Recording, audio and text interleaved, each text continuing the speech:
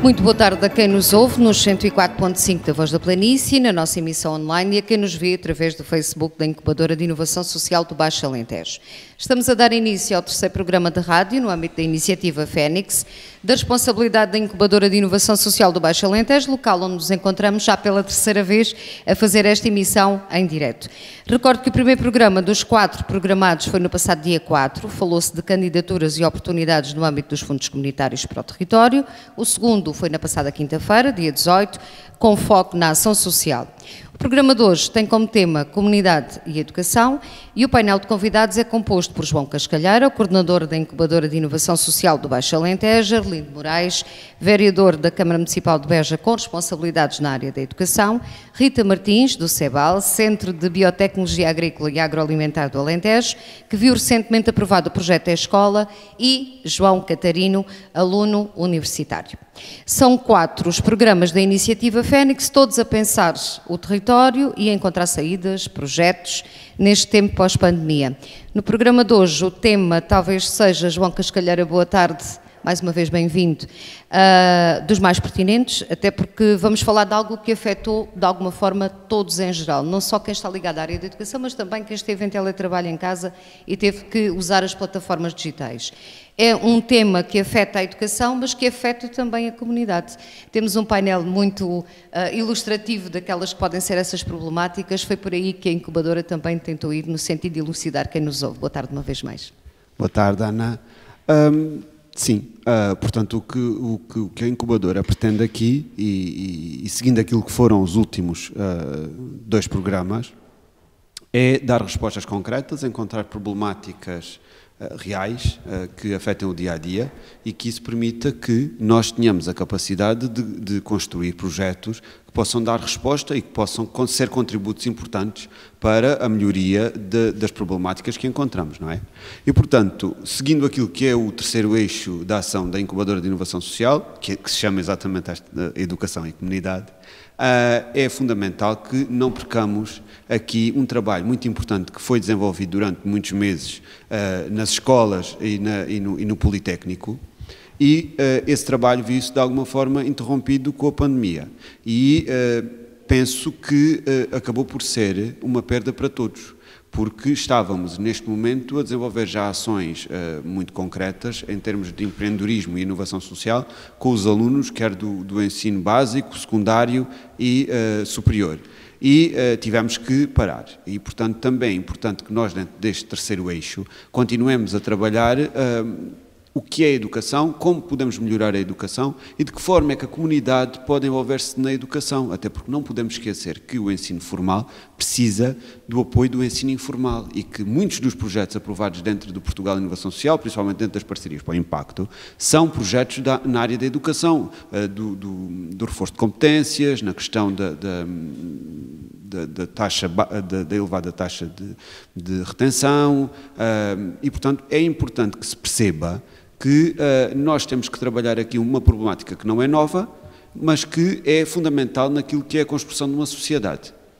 Nesse sentido, obviamente, que não podia faltar, dentro deste ciclo de conversas, uma relacionada exatamente com a educação, com a sua relação com a comunidade, porque tudo está relacionado, e é muito importante também que se perceba que houve aqui mudanças drásticas naquilo que é o processo formal de aprendizagem, não é? Portanto, estávamos no ensino formal, um ensino que estava estabelecido há muitos anos, presencial, com o professor e com os alunos, e neste momento o que acontece é que temos um ensino que utiliza todas as plataformas digitais como nunca antes aconteceu.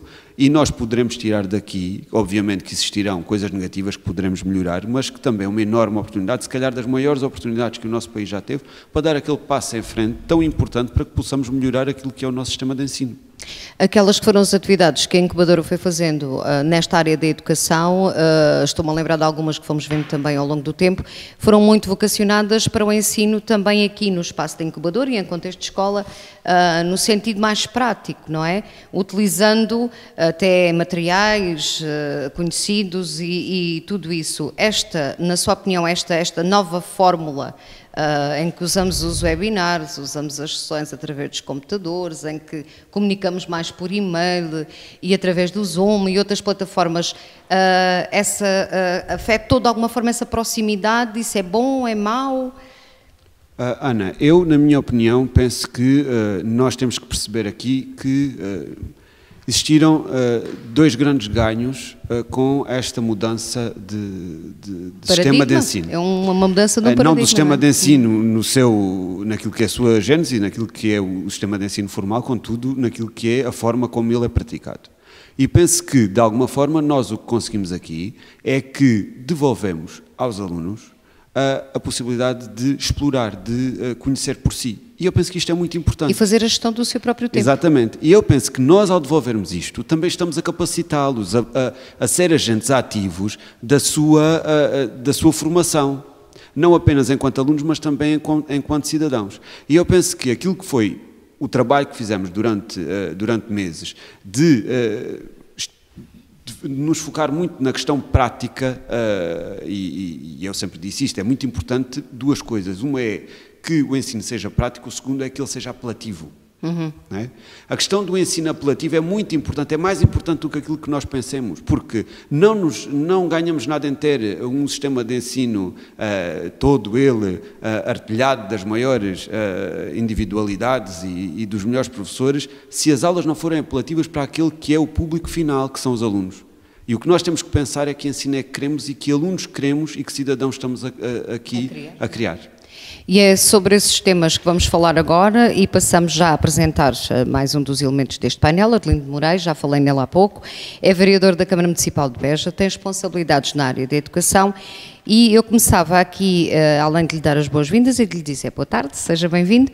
Nestes meses de pandemia, com o ensino à distância, se é praticado, o município certamente teve ou fizeram-lhe chegar informações sobre os constrangimentos que foram sentidos, mas também aqui depois apontando para as vantagens. É claro que estas coisas têm sempre dois lados da mesma moeda, não é? Portanto, há constrangimentos, mas também pode ter havido vantagens. É possível, Arlindo Moraes, e agora sim, boa tarde, fazer o diagnóstico desta fase no Conselho, dizer-nos o que é que o município sentiu, o que é que o município vê e viu durante estes praticamente 2 meses e qualquer coisa em que os alunos tiveram que fazer uma forma de aprendizagem totalmente diferente daquela que estavam habituados? Boa tarde a todos, é um prazer estar aqui na incubadora, estar aqui junto a amigos e pessoas que eu conheço há tanto tempo e portanto é sempre um prazer estar aqui junto a vós.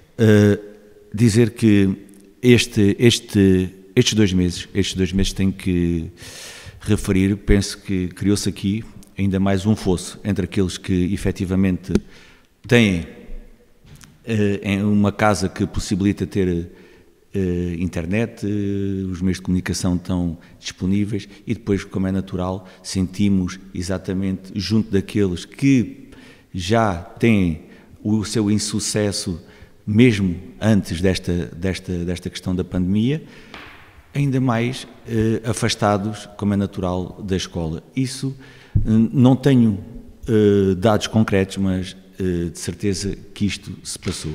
E nós conhecemos que comunidades dentro da nossa comunidade de educação, é exatamente o que estamos hoje aqui a falar da comunidade, dentro da nossa comunidade existe cada bairro tem as suas problemáticas, cada rua tem a sua problemática e é evidente que estes 2 meses criou ainda um maior fosso entre aqueles que já tinham o sucesso e outros que lutavam para ter esse sucesso e que durante estes 2 meses, por muito esforço que o município fez, que todos nós fizemos, da alimentação, de ir levar as fichas de trabalho a casa, o porta a porta, o ir buscar... O João há pouco estava a falar de ter um computador, aqui o Arlindo está a dizer que houve casos em que teve que se imprimir fichas e levar aos alunos, e esta, não é? portanto, é a realidade, é esta a verdade, não a podemos escamotear, nós podemos esconder, claro.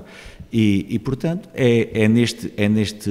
nesta linha, sabendo que se calhar tem que haver um misto, como eu digo, não podemos ser radicais em tudo, não podemos ter só um sistema se calhar presencial, se calhar temos que ter um sistema também de e-learning, em que os alunos possam efetivamente, durante um período do seu tempo letivo, ter condições em casa, terem espaços para que possam efetivamente trabalhar aspectos ligados com as matérias escolares e em próprios grupos, e partilhar essas atividades e esses conteúdos.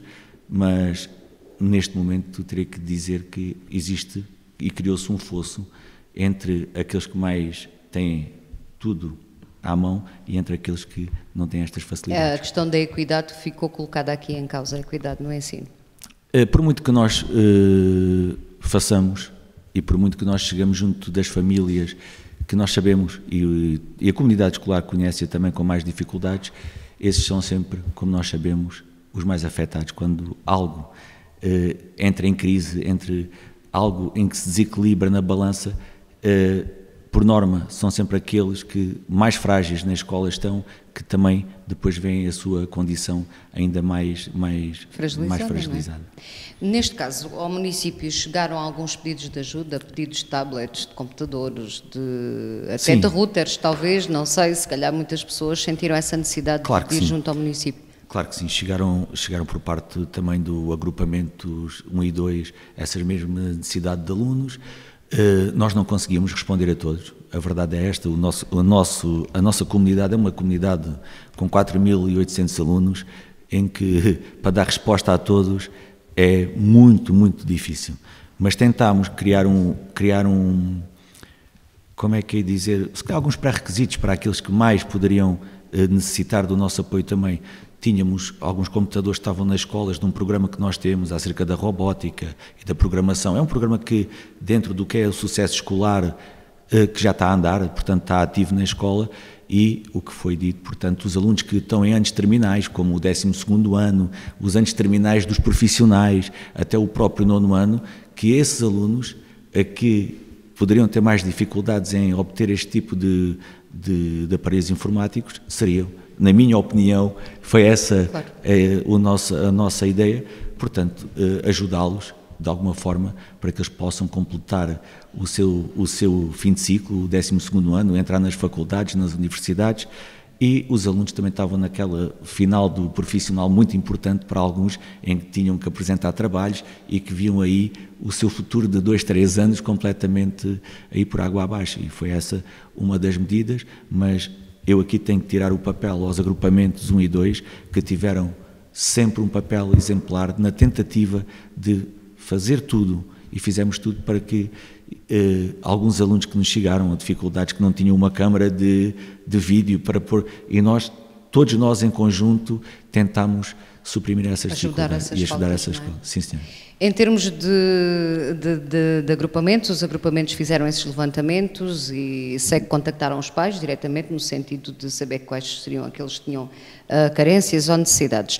Mas quando nós falamos aqui de um tema de educação e comunidade, e ouvindo o vereador Arlindo, há outra questão que me vem à cabeça, que é, ok, empresta-se o equipamento e dá-se o equipamento, mas depois lutamos com outra coisa, que é a info-exclusão em alguns casos. Os miúdos levam o equipamento, mas depois a ajuda em casa existia, havia essa possibilidade?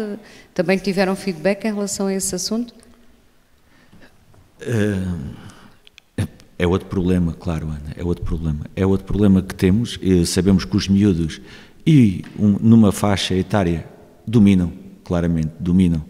Agora sabemos que há também um grupo de alunos, isso também todos nós sabemos, que são aqueles que mais dificuldades têm em produzir até textos, em produzir até outro tipo de material para entregar aos professores. Também sabemos isso. Sabemos que, e volto um bocadinho ao início da nossa conversa, sabendo que as famílias que mais apoiam, como nós também sabemos os estudos, quem tem uma mãe que, sobretudo, apoia esses alunos, tem sucesso. Então um passo à frente, não é? Então um passo à frente. Isto está mais que estudado, há muitos estudos acerca disto, portanto, a família e quem tem sobretudo uma mãe que apoia diariamente esses alunos tem sempre, ou quase sempre, e estão muito mais perto de ter o seu percurso escolar feito de uma forma muito positiva e até com algum brilhantismo, direi assim. Os outros, é verdade, terão que fazer esse acompanhamento, teremos que ter os professores sempre mais juntos, mais disponíveis, para que eles efetivamente não fiquem para trás. Só para dizer já, para não me perder, porque a Ana depois diz-me, não te percas nunca, não, mas eu às vezes depois perco, mas é dizer exatamente isto, que este momento trouxe-nos aqui, eu tenho pensado muito acerca, como todos nós, acerca disto, mas penso que os alunos que mais necessitam, nós temos aqui, e já se provou que temos aqui um meio através das plataformas, através de criarmos o próprio município, que é um dos sonhos que tenho e possível de concretizar, criarmos salas de criação e de dinâmicas para os miúdos, que com essas dificuldades nós possamos efetivamente também ir ajudá-los durante o mês de junho, o mês de julho, e porque também sabemos que é nestes 3 períodos, que às vezes de férias, que quando os miúdos retornam à escola, muita coisa se perdeu durante 3 meses, num período em que eles ficaram sem qualquer tipo de estímulo, sobretudo. E estas salas de estimulação, estimular os miúdos durante estes 3 meses,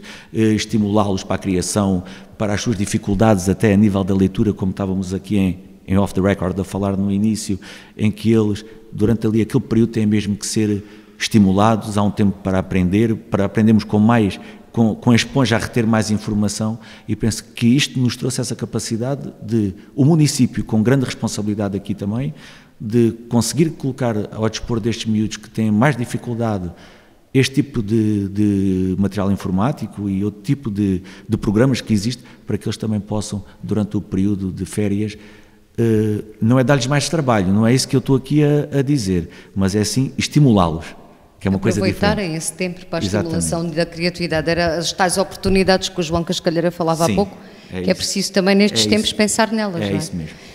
Rita Martins junta-se agora também ao nosso painel, é investigadora do CEBAL, a ciência faz parte da sua vida e da instituição onde trabalha naturalmente. O E-Escola foi o projeto que o CEBAL viu aprovado recentemente pelo Portugal Inovação Social.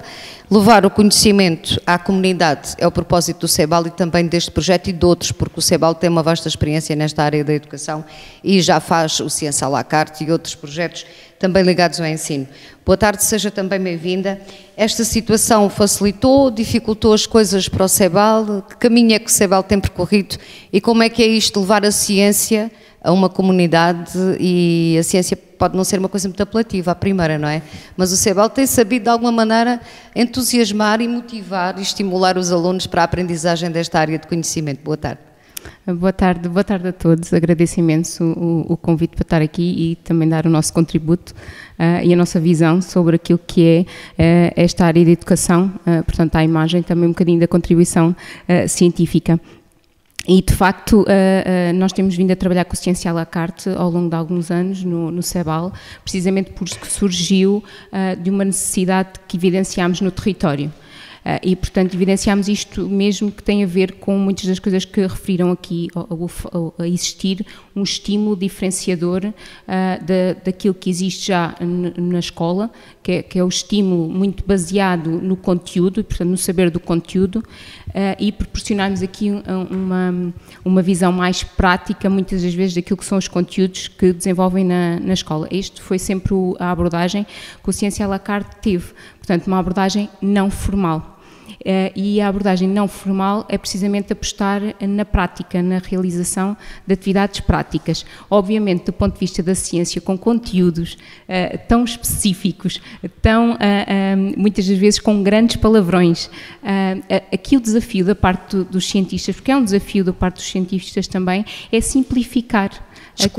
Descortinar esses ditos palavrões, não é? Que nós andamos uma vida inteira, não é? No nosso percurso enquanto cientistas, andamos a aprender um percurso escolar inteiro para depois desenvolvermos as nossas atividades científicas. Portanto, o grande desafio, que também é um grande desafio para os cientistas fazerem isso, é simplificar e torná-los de uma maneira muito simples. E é isso que fazemos no Ciência à la carte. Portanto, fazemos, de facto, experiências lúdico-científicas muito práticas, com conceitos muito simples, e utilizamos ferramentas do território, portanto, tudo aquilo que existe no território, para que eles também identifiquem visualmente aquilo que estão a fazer, porque estão a utilizar, por exemplo, um recurso endógeno, estão a utilizar uma flor, estão a utilizar uma planta, estão a utilizar... Estamos a falar de faixas etárias jovens, não é? Muito jovens. Sim, estamos a falar, sim, é preciso identificar, sim, que os públicos-alvo das nossas iniciativas são desde o pré-escolar, passando pelo primeiro e segundo ciclo e até mesmo no terceiro ciclo, embora tenhamos focalizado sempre mais do pré-escolar até ao segundo ciclo, porque o terceiro ciclo depois já leva aqui uma diferenciação também, porque também já estão noutra faixa etária e, portanto, também já conseguem aprender aqui alguns conceitos e também desenvolvemos atividades para eles. O que nos aconteceu aqui, e de facto realçar que foi tem sido um sucesso o Ciência à la carte, porque de facto as crianças identificam muitos aspectos relevantes, eles próprios, e temos férias com ciência, temos essa atividade que fazemos sempre que há pausas letivas, e eles identificam de facto este estímulo e dizem que quando estão à escola nem voltam cansados, quer dizer, voltam com uma aprendizagem. Temos muitos pais que nos referenciavam a primeira vez que colocaram os filhos nas férias com ciência, do Ciência à la carte, que na primeira instância era um ATL, e o género do ATL, que era para, pronto, eles também terem alguma ocupação. Exatamente, mas as crianças chegavam a casa completamente fascinadas e os pais próprios pensavam, mas eu achava que ele não ia gostar de estar ali. Mas não, as crianças, como desenvolvem do ponto de vista muito prático as coisas, estimulam-os. Visualmente eles seguem um método, seguem o nosso método científico, que é observar, ver com os próprios olhos, perceberem aquilo que têm à frente e pensarem sobre aquilo que estão a fazer, questionarem-se, porque é que aquilo mudou de cor, porque é que não mudou de cor. E há coisas tão simples na ciência que visualmente são apelativas, e quando nós desenvolvemos as questões dos vulcões, ou lá está uma mudança de cor, eles ficam a questionar-se porque é que mudou de cor. Nós não precisamos de lhe perguntar porque é que mudou de cor, ele vai perguntar porque é que aquilo mudou de cor. Portanto, este tipo de estímulo é fantástico para eles, nota-se uma evolução. Passando aqui um pouco para a questão que referenciavam acerca das dificuldades que toda esta nova situação e nova emergência sanitária trouxe, obviamente trouxe disparidades sociais, sem dúvida, e trouxe desequilíbrios, trouxe info-exclusão, trouxe iliteracia digital, não é? Toda a gente percebeu que, de facto, há muitas ferramentas informáticas e há muito digital hoje em dia, mas que muita gente ainda não tem acesso a ele. E tal como isso, nós também tivemos que adaptar a nossa oferta, obviamente, ao formato digital. Sabemos que não chegamos às pessoas, ainda por cima com atividades práticas, não é? Ou seja, o que tentámos fazer foi estimular através das redes sociais a visualização através de vídeos das atividades e promover que eles a desenvolvam em casa. Portanto, com recursos a materiais muito simples, não têm que comprar nada de laboratório, são recursos que estão em casa, que estão no território, que são disponíveis, que o pai e a mãe podem adquirir e, portanto, usávamos o conceito de família, que era para tentar que a família, juntamente com as crianças, se envolvessem em todas estas dinâmicas. E tivemos pais a dizer, olha, já não me lembrava sequer nada destas atividades, ou melhor, dos conceitos que estavam por trás e acabamos por nos envolver e por ajudar, também enquanto família, não é? Aproximá-los sobre conteúdos que ao fim e ao cabo são conteúdos de aprendizagem e faz-os... Isto é um trabalho comunitário de veras importante que o CEBEL faz, não é? Portanto, vai chegar a faixas etárias relativamente jovens e aqui colocando o ensino da ciência de uma forma muito igualitária, não é? Sim. Tentando fazê-lo chegar a todo o tipo de pessoa que chega e que pode usufruir desta aprendizagem. Exatamente. Eu faço aqui até uma nota a uma questão que pode ser muito pertinente aqui neste território e puxo um bocadinho à questão da imigração. Existem muitas crianças vindas de famílias que são imigrantes, portanto vieram para este território e muitas ações que fazemos de rua, porque participamos em feiras, participamos em várias atividades que os municípios desenvolvem e outras também, e existe claramente crianças que vão aos nossos stands e vão ver, e nós tivemos algumas participações de crianças que nem português sabem falar, portanto não conseguem comunicar connosco verbalmente, mas que não arredam pé daquele stand e os olhos deles deslumbram e eles próprios percebem aquilo que estão a fazer e comunicam com gestos, comunicam de todas as maneiras, é uma outra forma de comunicar. Uma outra forma de comunicar, exatamente, sem ser a verbal. Comunicam e percebe-se que as crianças estão apanhadas por aquilo que é aquele desenvolvimento e que estão a entender. Isso é muito importante. Este projeto É Escola, que foi recentemente aprovado por parte do Portugal Inovação Social, também leva ao ensino à comunidade. De uma forma muito breve, o que é que vocês pretendem fazer com este projeto? De uma forma muito simples. De facto, A Escola já foi numa visão de comprovar, do ponto de vista científico, uma vez também é este o nosso caráter, portanto nós somos uma entidade de investigação e desenvolvimento privada, não é, aqui na região, e portanto aquilo que nos interessa também são os dados e perceber qual é de facto o impacto que tem este tipo de atividades, ou seja, a educação não formal. E o que desenvolvemos neste projeto é uma estratégia piloto do desenvolvimento em ambiente escolar, onde introduzimos a educação não formal junto da formal, em que queremos perceber o impacto, portanto, as diferenças na aprendizagem daquelas crianças com os dois sistemas de ensino, portanto, havendo uma referência prévia, sem existir, portanto, havendo aqui uma espécie de um controlo sobre aquilo que era o atual ensino e, ao fazer esta introdução, qual foi as melhorias, o que é que se encontrou aqui de diferença.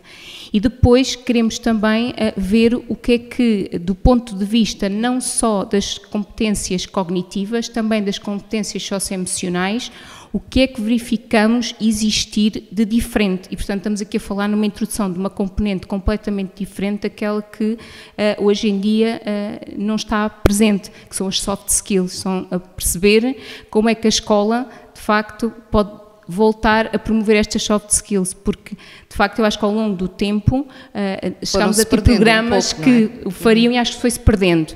E, portanto, o que queremos também mostrar é que isto desenvolve essas competências e é necessário. Não queremos sobrepor o saber de conteúdo, não é nada disso. Aquilo que queremos é mostrar que há estratégias alternativas e que pode haver um equilíbrio e que podemos ter aqui muito a ganhar com a convergência de diferentes formas de aprendizagem, até para a inclusão das próprias crianças, porque vai sempre haver uma criança que é melhor a decorar ou é melhor a saber conteúdos e há outra que é melhor a ver, na prática e perceber onde é que se aplica. Portanto, acho que esta é a nossa visão e esta visão tem muitos traços também daquilo que se evidenciou agora na pandemia, que nós mesmo internamente no CEBOL já tínhamos refletido sobre estas questões precisamente do digital. Portanto, uma das estratégias também era a utilização de ferramentas digitais durante este desenvolvimento, precisamente porque acho que há aqui um conjunto de determinadas ferramentas que não estão a ser exploradas e que necessariamente vai ter que passar por aí, não é? E evidenciaram-se agora também. Temos estado a falar muito no âmbito institucional e mais virado para as instituições, mas agora chega a altura de ouvir alguém que sentiu na própria pele todas estas questões das quais aqui falámos.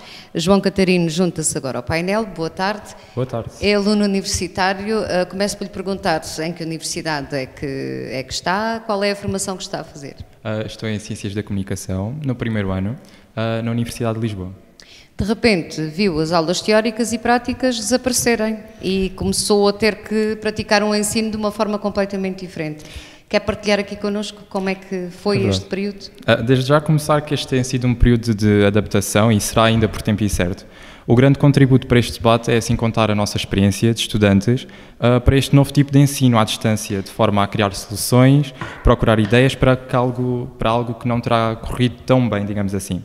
A verdade é que passámos de uma realidade onde praticávamos a nossa rotina, íamos para a faculdade, voltávamos da faculdade, íamos sair com os amigos, para algo inesperado, uma outra rotina que foi retornar para a casa dos pais, caso estudássemos fora, como o meu caso, permanecermos lá e não sair de casa. O que se pode retirar destes últimos meses são bastantes coisas e, como tudo, tem aspectos positivos e outros negativos. Problemas que, mais uma vez, não eram pensados em ditos tempos normais, mas que se tornaram visíveis com este ensino diferente. Começo a enumerar a dificuldade, depois de passar, por exemplo, a primeira semana em casa, que foi em criar hábitos. Não havia motivação para fazer coisas simples. E é difícil, assim, estabelecer um limite escola-casa, uma vez que estamos em casa. e isso veio refletir em outros parâmetros. Acresce assim a falta de concentração generalizada dos alunos, desde o ensino secundário até nós do ensino superior. E acho que uma solução foi termos a câmara ligada durante as aulas, porque sentíamos observados pelos colegas e até pelos professores e que nos retinham a atenção. Professores estes que tiveram que adaptar os seus conteúdos a esta nova realidade e resumirem-se ao essencial. Sobre a avaliação, devo dizer, como a sua pergunta, que muitos alunos ficaram sem aulas práticas por razões óbvias e compreensíveis, mas que não foi a alteração dessas aulas para aulas teóricas que melhorou a qualidade da aprendizagem dos alunos. Lá está, é um problema esperado, fruto da distância, mas que é prejudicial para todos. E que temos que melhorar, podemos considerar uma forma de oportunidade para futuros projetos. Os métodos de avaliação também se tornaram bastante diferentes. De repente, no meu caso, passei de ter exames finais, ou seja, um exame que vale 100% da nota, para um total de 12 trabalhos num período de 2 meses. 12 trabalhos num período de 2 meses. Exato. Nunca tinha acontecido. Não, eu não estava nada à espera. Normalmente na minha faculdade só temos avaliações finais e, portanto, tivemos uma sobrecarga de trabalhos, tanto nós alunos como os professores, que de repente aparecem 200 trabalhos e que têm que corrigir da forma mais eficaz. Até eles próprios nas aulas desabafavam connosco a dizer esta sobrecarga. Outros problemas são fatores que não dependem absolutamente de nós e que se tornam ainda mais fundamentais, que é o acesso à internet a partir de casa e o ter ou não ter um computador que permite corresponder às necessidades de cada aluno. Passaram assim a ser bens de primeira necessidade. Para concluir esta primeira intervenção, é importante dizer que no início desta pandemia, e sem saber o que fazer, houve uma resposta eficaz por parte das universidades em geral, e eu acho que isso devemos de ressalvar, tal como toda a resposta na educação e em Portugal. Já agora deixa-me fazer-te mais uma pergunta. E quando falaste com os outros colegas, também sentiram essas dificuldades no âmbito do acesso à internet, de ter um local de trabalho, como falava o Orlindo ali há pouco, em casa, ter um espaço para trabalhar? Vocês falavam desses aspectos uns com os outros? Não muito, mas sim, até mesmo pelo meu próprio caso, eu tinha as ferramentas, mas ainda assim tinha bastantes dificuldades na concentração. Mas sim, existem bastantes alunos ainda com dificuldades a partir do acesso à internet, mas houve soluções que a minha universidade criou, que foi distribuir computadores e hotspots de internet, não só a minha universidade, mas também todas as escolas. Sim, de alguma maneira as instituições como já foi referido. Tiveram Exato. Gerir o tempo e a concentração foi o grande drama. Sim, na verdade foi mesmo um grande drama. Foi bastante difícil termos essa capacidade de concentração, porque lá está, nós estamos em casa, nós não estávamos nada preparados para isto, não estávamos habituados. Faltava o espaço físico. Exato. Não é? Os colegas, Sim. a sala, o professor. Essa foi a grande dificuldade, digamos assim, Sim, aquela que nós sentimos. Sentimos falta de socializar, de estar com os nossos colegas e pronto, eu acho que isso foi uma grande diferença, um grande choque com esta pandemia. De repente mudou tudo. Exato. E já que falamos de mudanças, volta a Rita Martins. O futuro, como referia João Cascalhar há pouco, traz mudanças naturalmente. Já identificámos aqui muitos constrangimentos decorrentes destas matérias, do novo uso e a nova fórmula que tivemos todos de alguma forma que encontrar para usar as plataformas digitais para dar respostas àquilo que tínhamos que fazer em termos de contexto de trabalho, de educação e em muitos outros aspectos. Eu pergunto à Rita, no caso do CEBAL, em termos de futuro, isto é uma oportunidade? Vocês há pouco estava a dizer que refletiram muito sobre estas questões, estão a pensar no futuro, aproveitar também estas reflexões e pensar em mais projetos, em mais ideias que possam vir no futuro a dar resposta a tudo isto? Sim, sem dúvida que isto é um desafio, porque de facto, como eu dizia há pouco, a educação não formal e a visão que desenvolvemos é muito prática. E, portanto, há aqui um desafio grande, porque a parte prática, não é, faz com que haja a necessidade também de haver alguém presente, não é? A aprendizagem é completamente diferente e isso é um dos aspectos que nesta pandemia, seja pela questão do ensino, de se desenvolver futuramente profissionais com falta de capacidade prática, seja internamente por competências mesmo nossas, lá está, socioemocionais, as nossas soft skills, porque vamos nos tornar mais individualistas. porque desenvolvemos o trabalho normalmente mais sozinhos. Quando temos outras pessoas, fazemos trabalhos em equipa e estamos aqui todos a olhar para diferentes contextos e conteúdos, quer dizer, é completamente diferente. Isto é um desafio. Aquilo e que nos apanhou também um pouco, não é? Porque ao fim e ao cabo, no entanto, nós, lá está, tendo também já esta reflexão, e mesmo já no próprio projeto, e tendo sido o projeto criado antes da própria pandemia, portanto, foi antes, foi mesmo à beira, mas ainda foi antes, uma das coisas que nós já tínhamos contemplado em âmbito de projeto era precisamente existirem ferramentas digitais disponíveis para as crianças. Portanto, nós já tínhamos contemplado no nosso projeto a aquisição de tablets e de computadores que pudessem ser distribuídos pelas crianças, porque nós precisamente queríamos que eles tivessem acesso ao digital.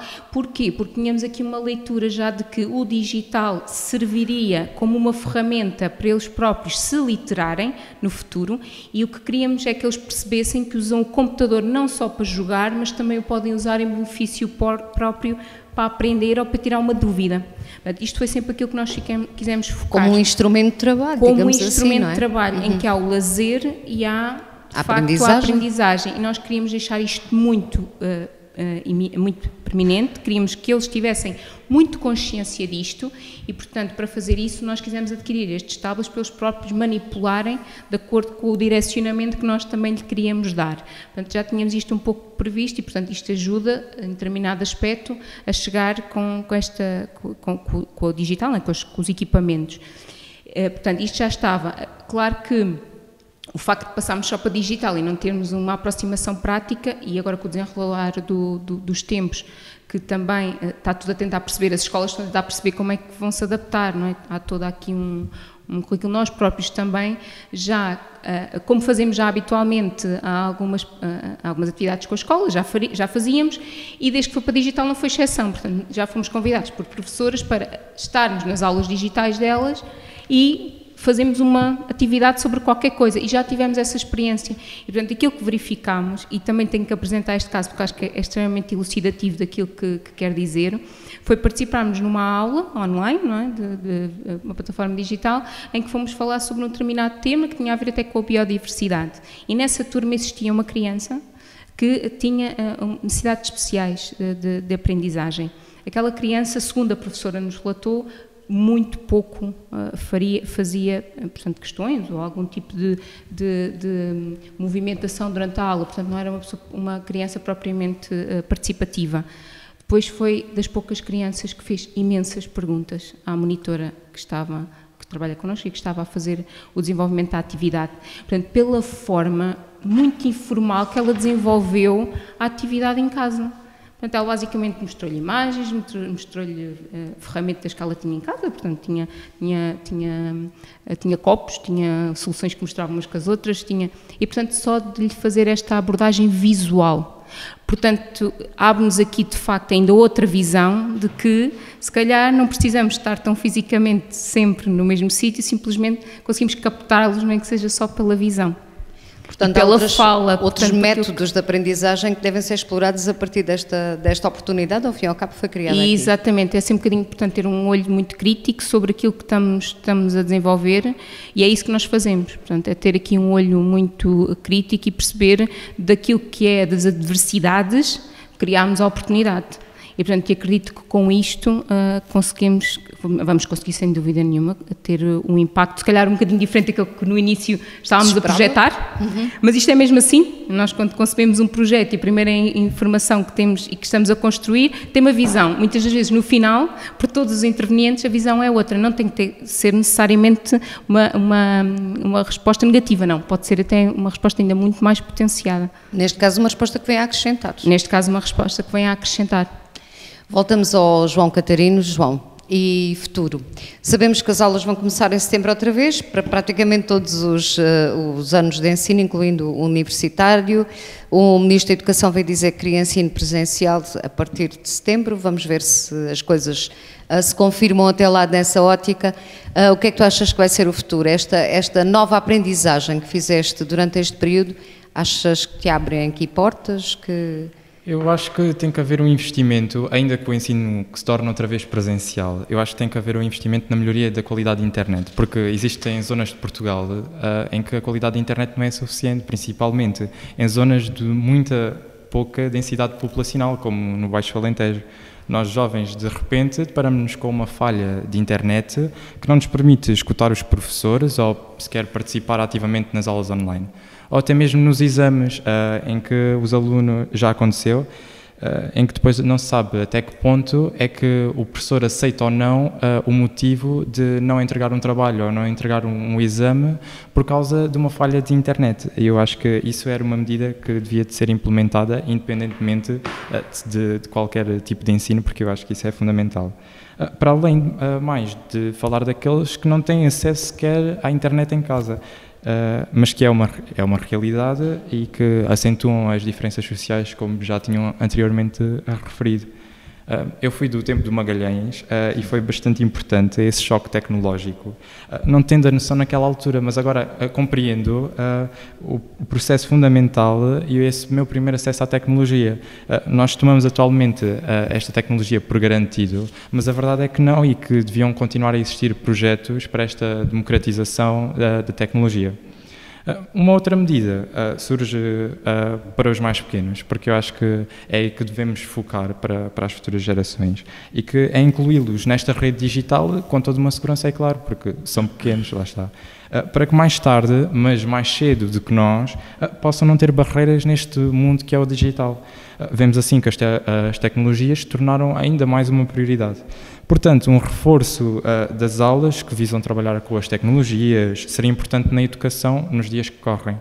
E talvez aproveitar estes ventos de adaptação e transformar, de certa forma, o ensino e priorizar conteúdos que anos atrás talvez não seriam tão importantes, mas que para o futuro possam ser bastante relevantes e que contribuam para os jovens, os estudantes.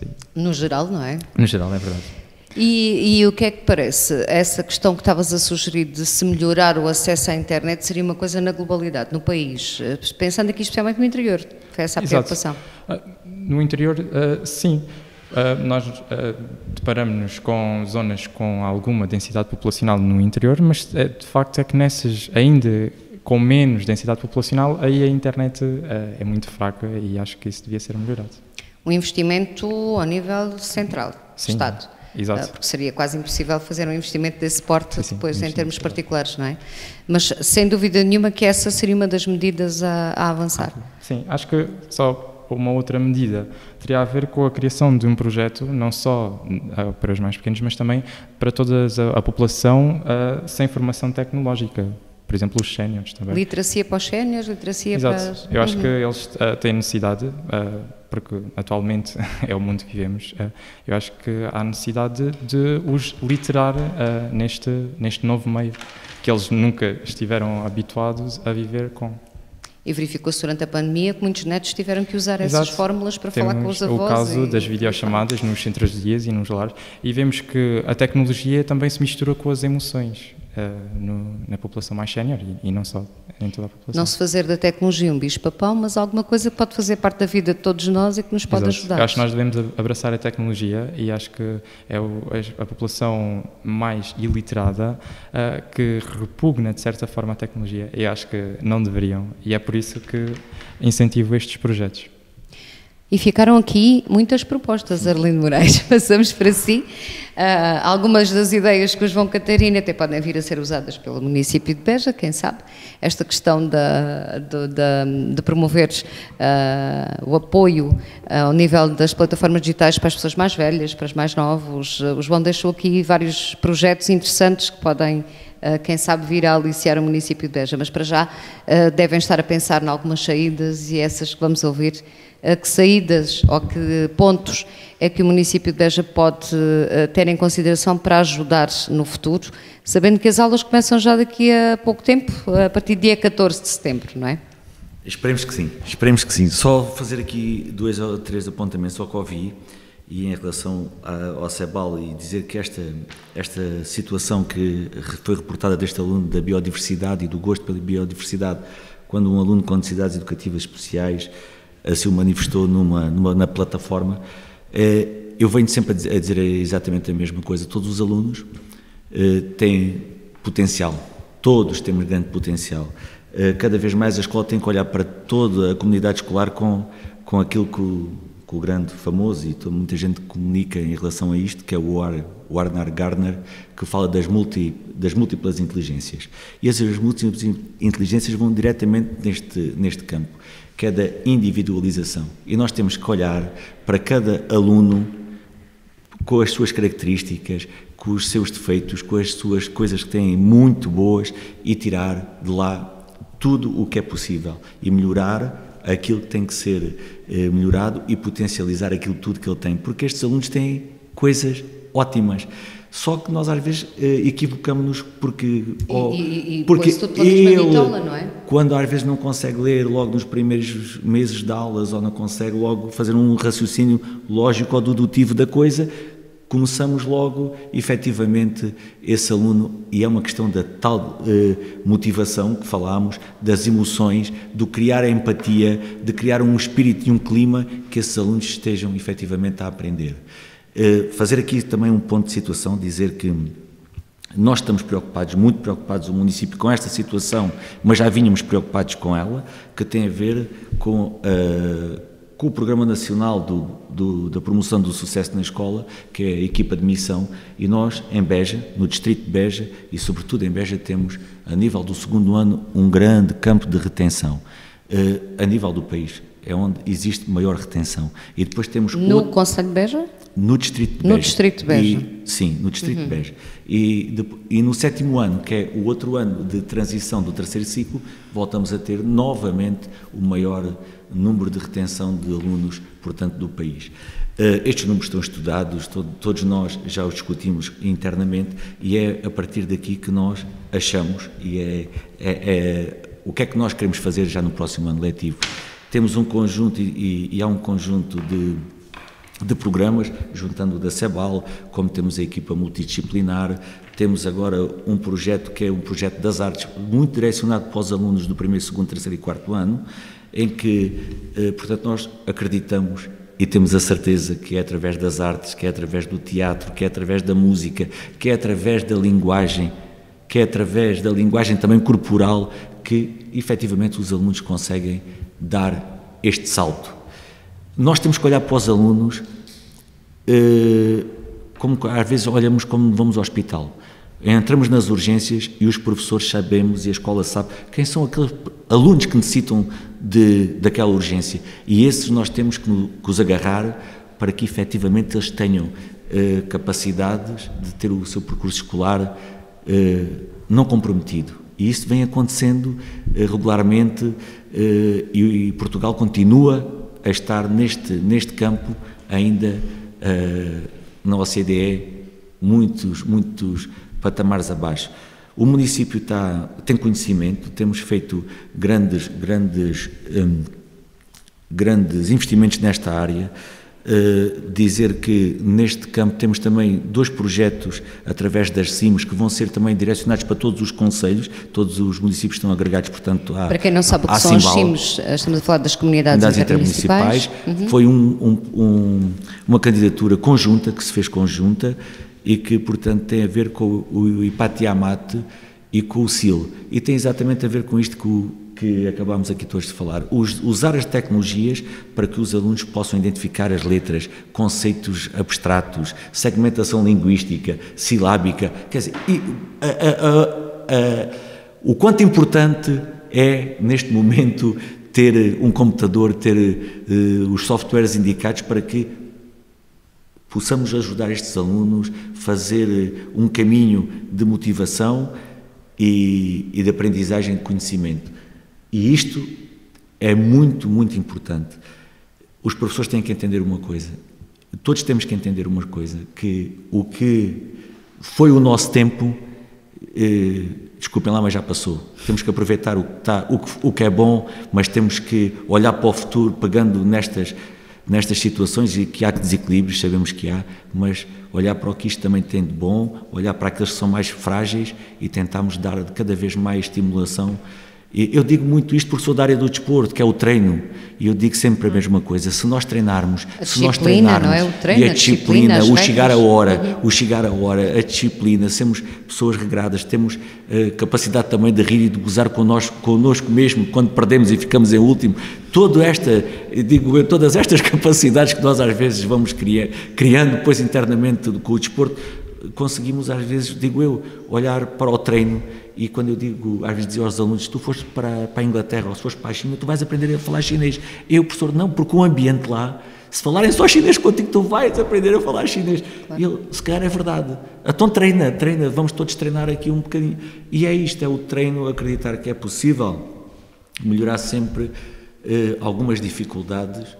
E estes alunos, sobretudo neste segundo ano, terceiro ano, eles precisam de nós.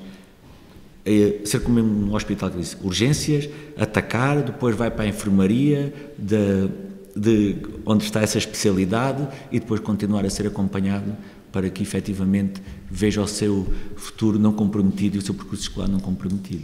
Fica aqui claro por parte do município de Beja que vê este futuro na área da educação e bem próximo, já em setembro, de um ponto de vista muito lato. Portanto, em todas as soft skills, como falava ali há pouco a Rita Martins, têm que ser utilizadas para o sucesso do ensino, em todas as áreas diferentes.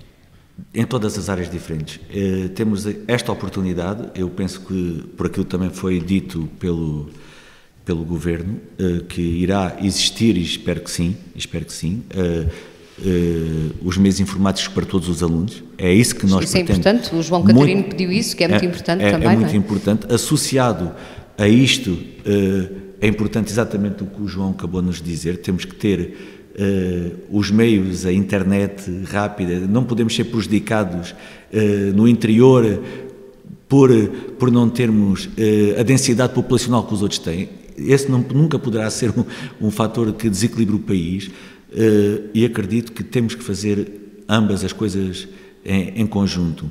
O João tocou aqui numa coisa importante, que é os conteúdos atuais. Nós temos que olhar e partir dos conteúdos atuais, do que é o nosso dia-a-dia, para que possamos efetivamente colocar os conteúdos mais tradicionais, a ciência à la carte, a ciência na escola, porque são coisas que os miúdos efetivamente tocam, apalpam e veem que aquilo é diferente. E é este tocar, e é isto que eu também depois, se calhar quero terminar, mas nunca esquecer de tocar, que é o que eu digo.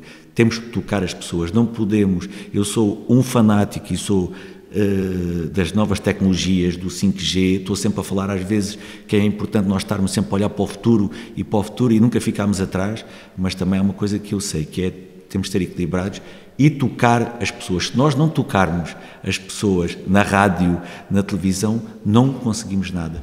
Temos que estar juntos para conseguirmos efetivamente caminhar por aquilo que nós pretendemos, que é uma comunidade educativa em que tudo na cidade seja educação. E quando falamos em tocar, acho que esta sessão tocou aqui muitos aspectos interessantes, João Cascalheira, para fazermos o fecho desta comunidade e educação, a educação em comunidade, porque elas estão tão misturadas que é impossível dissociá-las. Tocou-se aqui em muitos pontos de vista e deixou-se aqui muitas ideias, quem sabe para quem nos ouve, para fazer projetos futuros. Há um mundo por descobrir nesta área, não é assim? Ana, eu sinceramente, aquilo que mais sinto quando realizamos estes programas, para além da enorme honra que tenho de poder coordenar esta incubadora e de poder realizar estes momentos, e temos todos que perceber a importância que estes momentos de reflexão têm na nossa vida. E penso que foi uma das coisas positivas que a pandemia nos trouxe, foi se calhar percebermos que precisamos de tempo, e precisamos de tempo uns com os outros e precisamos de nos ouvir. E se calhar é o primeiro passo para nós podermos dar um passo em frente, se quisermos.